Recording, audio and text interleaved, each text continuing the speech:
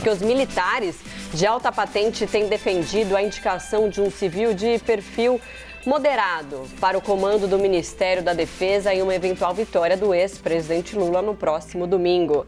A apuração dos dois. Começa com Basília, então. Basília, e aí, o que mais vocês têm de informação? Olha, nos últimos dias a gente tem conversado com alguns integrantes aí do alto escalão das Forças Armadas, quem hoje está e quem já saiu e que em algum momento teve aí papel importante, seja no comando do Exército ou no comando do Ministério da Defesa.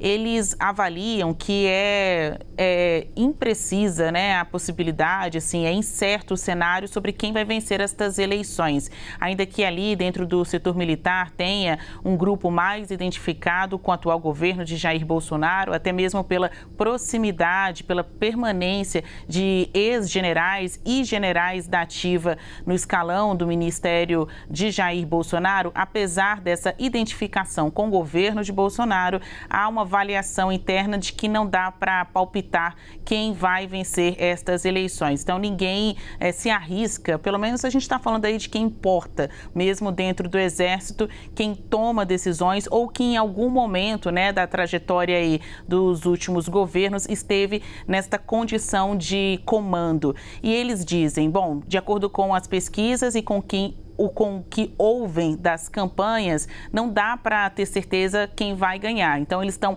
avaliando cenários, isso foi muito interessante, né, Uribe, da gente ouvir, analisando cenários possíveis de como as Forças Armadas devem se portar em eventual reeleição de Bolsonaro ou um eventual governo de Luiz Inácio Lula da Silva. Alguns diagnósticos, eles afirmam que foi no governo de Lula, ou seja, nos governos petistas, que houve um reforço no orçamento das Forças Armadas e que isso é inegável dizer.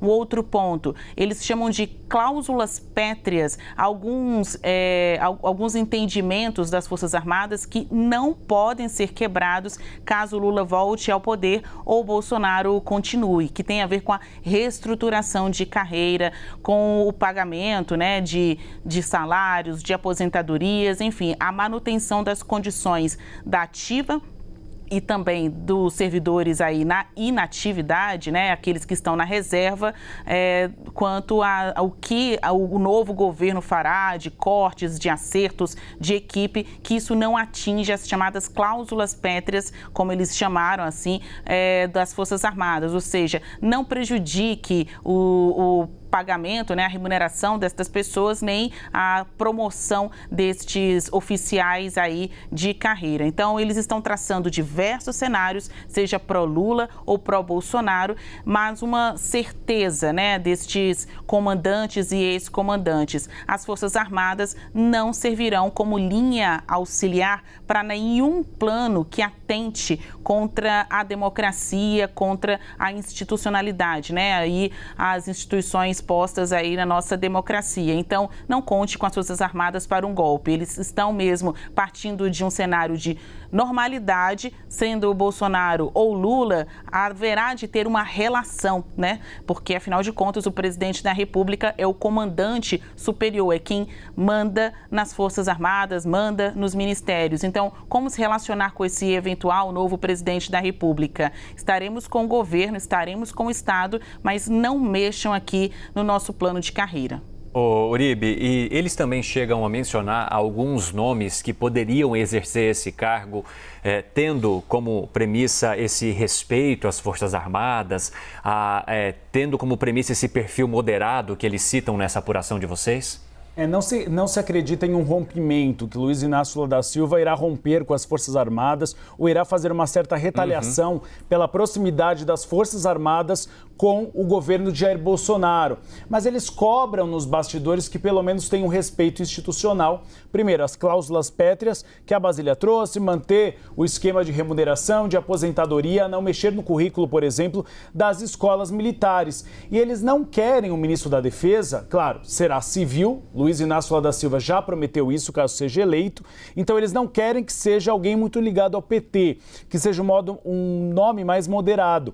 E aí, 3 nomes são citados na caserna. O primeiro deles, que tem o maior apoio, seria Geraldo Alckmin, foi filiado ao PSDB, hoje é filiado ao PSB. Seria também um prestígio às Forças Armadas ter o vice-presidente da República eleito como ministro da Defesa, mais ou menos como Lula fez com José Alencar no início do seu governo. Ele também era o ministro da Defesa e vice-presidente da República. Outro nome citado é o de Aldo Rebelo. Ele já foi ministro da Defesa e é muito elogiado pelo alto comando das Forças Armadas, porque ele conseguiu viabilizar um diálogo profícuo com o Palácio do Planalto e, ao mesmo tempo, como ele conseguiu ter novos investimentos para áreas estratégicas das Forças Armadas. E o nome de Aloysio Nunes Ferreira. Foi chanceler na gestão de Michel Temer, é do PSDB, mas fez um apoio a Luiz Inácio Lula da Silva. Há uma constatação também que provavelmente com a mudança do ministro da Defesa, você tenha também uma mudança no comando da Aeronáutica, Exército e Marinha.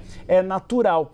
E um nome que é dado como certo dentro das Forças Armadas, como possível novo comandante do Exército, que é a força mais numerosa, que tem mais força dentro dessa tríade das três forças das Forças Armadas, é o do atual comandante do Sudeste, o general Tomás Miguel Ribeiro de Paiva. Por quê?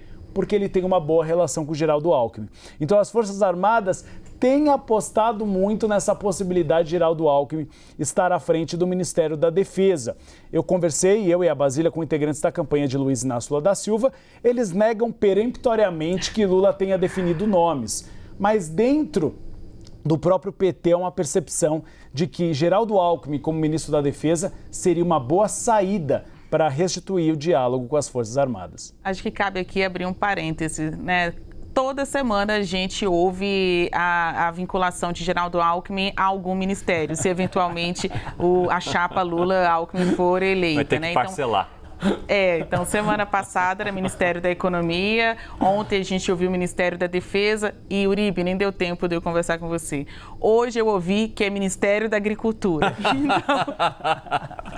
Então, seja ele ou o indicado dele, então vai jogar em todas as posições. Ao mesmo tempo, há uma avaliação de quem já é velho de guerra, né, literalmente, nessas questões aí do governo, de que você não contrata quem você não pode demitir. Então, colocar um vice-presidente da República, que já vai ser aí levado a essa condição, porque estará eleito junto com o presidente eleito também, se eventualmente for Lula, torna a relação mais difícil, colocá-lo num cargo em que ele não é demissível, o de ministro de qualquer pasta dessas, né? Sendo um vice-presidente da República, fica aí a dica, não se contrata quem você não pode demitir. E a relação de um presidente, um mandatário com os seus secretários ou ministros é sempre tumultuada, porque o ministro, aquele auxiliar, ele está ali para pedir recursos, pedir prestígio, pedir novos direcionamentos para a sua pasta. Então, uma coisa é um presidente conversar com o vice-presidente da República, outra é um vice na condição de ministro, aquele que vai com o pires na mão pedir recursos, né, e outro tipo de atividade que possa alavancar a sua pasta, seja economia, agricultura ou Ministério da Defesa. O nome de Geraldo Alckmin está sendo citado para todas as colocações. Uma coisa é certa, o ex-presidente Luiz Inácio Lula da Silva delegou muitas funções para o seu vice-presidente. Uma delas é esta interlocução com áreas sensíveis, né, com setores de difícil acesso do PT e de Lula, como o agro e também o setor entre os militares, né? Duas observações bem rapidinhas do que a Basília disse. Primeiro, a gente já viu essa novela antes. Michel Temer foi colocado como ministro de Relações Institucionais, foi demitido e aí nós vimos o que aconteceu. Vice decorativo, cartinha para um lado, cartinha para o outro, processo de impeachment. Segundo ponto, aliados de Geraldo Alckmin dizem que ele preferiria ficar no Palácio do Planalto para ter um pouquinho mais de ascendência nas decisões políticas. Fala-se, inclusive, numa Secretaria de Relações Institucionais que seria recriada no âmbito da Secretaria-Geral da Presidência da República, porque assim ele ajudaria nas decisões e Lula tem um outro papel para ele, tentar contornar a desvantagem que tem no Senado Federal. E Geraldo Alckmin poderia ser um bom articulador político junto à Casa Legislativa. Se não vira esse filme, eu já vi, né? Gente, obrigada. Até já, viu?